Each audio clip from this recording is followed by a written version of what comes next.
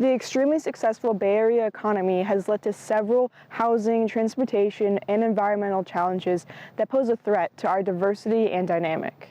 What I'm focusing on today is the never-ending expansion of housing. After talking with a few residents, there seems to be concerns over the safety of local wildlife and the preservation of the environment.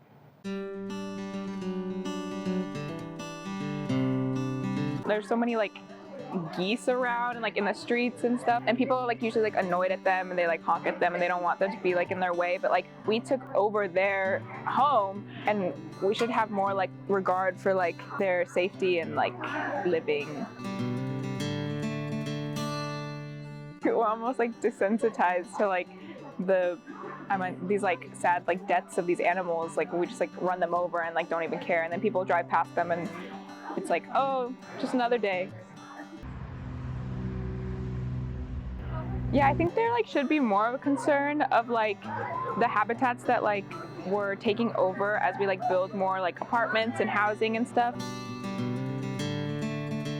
The shores specifically were built on top of reclaimed land in the marshes of San Francisco Bay. The marsh and the vegetation that it brings along attracts many birds like rails or herons. I've lived in Redwood Shores my whole life, so 17 years, and I've heard about kids throwing rocks into the lagoons around there, and actually I've even seen a shark at the shore of one of the lagoons with this big rock on its head. I mean, obviously it was killed by probably one of those kids.